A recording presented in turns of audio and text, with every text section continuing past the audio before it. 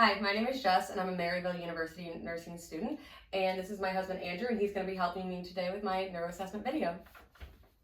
I, Andrew, voluntarily give Maryville University permission to record my image and or voice and grant Maryville University all rights to use this recording in any medium for educational or other purposes that support the mission of the university. I understand that the following information will be gathered by a Maryville University student as part of a course assignment. I give my express consent for this information gathered and physical assessment to be filmed and posted in the student's course shelf for access by faculty and students at Maryville University.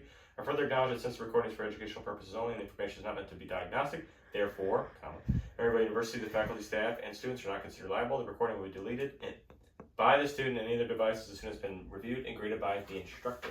Thank you. All right, so let's go ahead and begin our assessment. I would start out by testing the cranial nerves. The first cranial nerve would be smell, and I would test that by using a familiar smell. I'd close off one side and have him smell, and I would use a different smell and close off his other nerve, and I would test it that way. The second optic nerve would be testing vision. I would use my modified Snellen chart, and I would stand 6 feet away and test his vision acuity that way. 3, 4, and 6 are done by testing cardinal gaze, fields of gaze, and I would have him follow my light and just test for any nystagmus, any lid lag. I would also test his pupillary constriction to accommodation, direct, and consensual. 5 and 7 are facial nerves, so I would have you clench your teeth, clench your jaw. Good. Very strong on both sides. Go ahead and puff out your cheeks. Raise your eyebrows. Good. Frown. All right, very good, and those would be 5 and 7. Cranial nerve 8 is just tested by hearing, and I can grossly test that just by the fact that he's able to follow my commands. Okay. Cranial nerve 12 is done by, if you stick out your tongue, good, left, right, up, down, good. And then cranial nerve 11 is done by shoulders, you can shrug your shoulders, good, and those were both very strong. All right, next thing I'm gonna do is test coordination of the upper extremities. So if I could have you, there's a couple ways to do this. If you could take your index finger and touch your nose and do that with your other hand. Good, and you can do that both closing your eyes, one at a time. Good. All right, open your eyes. Another way you can do it is by using your index finger, touching my finger, and then touching your nose. Good, and I would do that with the other side as well. Very good. Testing the lower extremities, I'm going to have you take your heel of one of your feet and run it across your shin of your other foot from your ankle to your knee. Very good. And I would have you do that with the other side as well to test. So next thing you can test for is balance. I'm going to go ahead and have you stand. So I'm going to have you just stand and then close your eyes.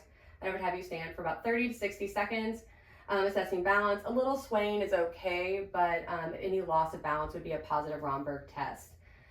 One other test we can do is pronator drift. So I'm gonna have you put your hands up like this. Pronation, good. And I would have you stand like that with your eyes closed for about 20 to 30 seconds. If one hand were to kind of drop a little bit or like lose pronation, that would be another indication of a neurological impairment. Okay, very good. Next thing I would have you do is just assess your gait, which I did see on his way in. Go ahead and go walk heel to toe. Very good. And no loss of balance, very equal, very even. I could also have him hop up and down, walk on his toes. And those would be other ways to assess that. Thank you. All right, I'm going to go ahead and have you take a seat. And put your arms out like this. I'm facing you. So I'm going to grab your wrist. And I'm going to have you try to pull your, flex like you're doing a bicep curl back towards you. Very good. Now push away. All right, put down. All right, good. Next I'm going to have you do is I'm going to hold your wrist. And I want you to hold resistance against my movements. Good. And then move it down. Good. Very good. I'm going to have you squeeze my 2 middle fingers.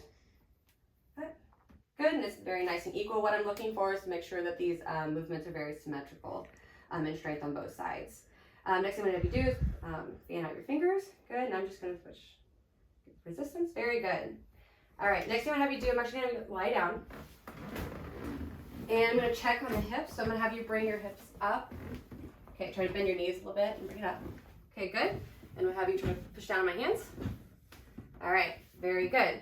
Next thing, I'm going to have you try to move your knees out. Good, and then try to push my hands together. Good.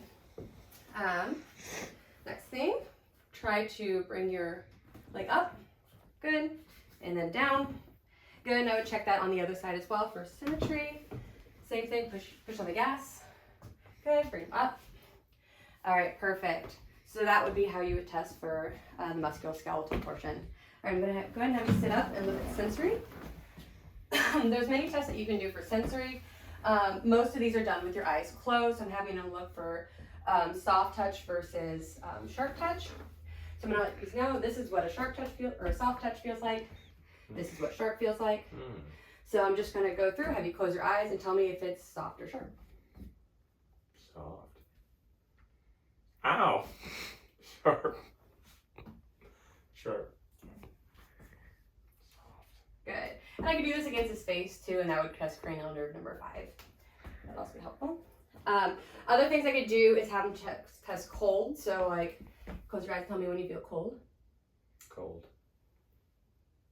Cold. Good, and that's just testing the cold sensations that he's feeling equal on both sides. A lot of these I wanted to do testing on equal sides so I know if there's one impaired side or not. I can also test vibration against some of the bony prominences. And down here, do you feel the vibration? Good vibration. Okay, good. And I would check the other side as well. Next thing I can do is wanting to know proprioception is just knowing where your body's at in space.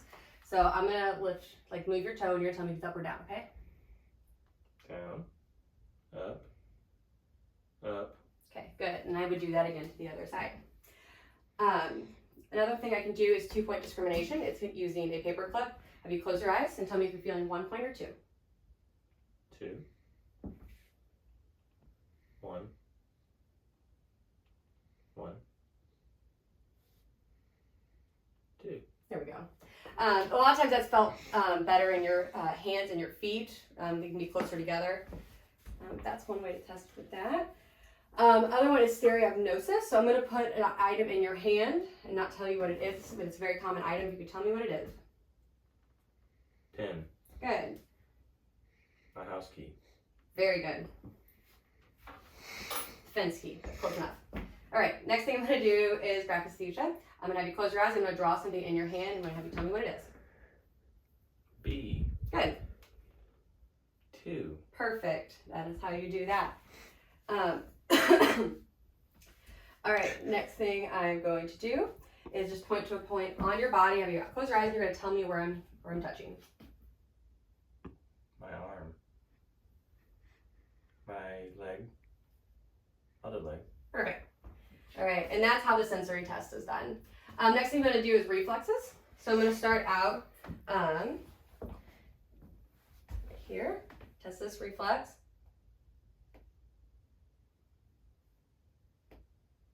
All right, so I have a little bit of movement, not a whole lot. It's great from a 0 to 4. Your reflexes never tend to be super strong. Next is the brachioradialis. And I have a little bit of movement with that one. The tricep one's a little harder, trying to get into that position. Move your arm back this way. Try to relax.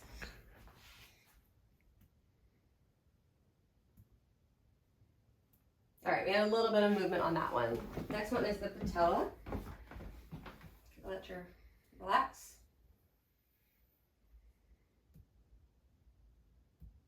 All right, we had a little bit of movement there. The next one is the Achilles. Back. Try to relax.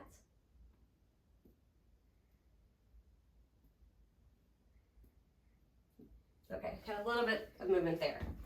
All right, and the last 2 things are just testing for meningeal irritation. I'm going to go ahead and you lay back.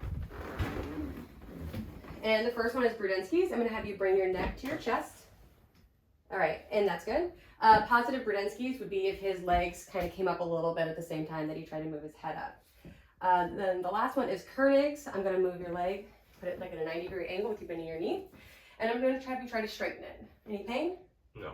Good. A positive Koenig sign would be if there was pain while trying to do that, and that would indicate meningeal irritation or meningeal disease. So that concludes our neuro assessment.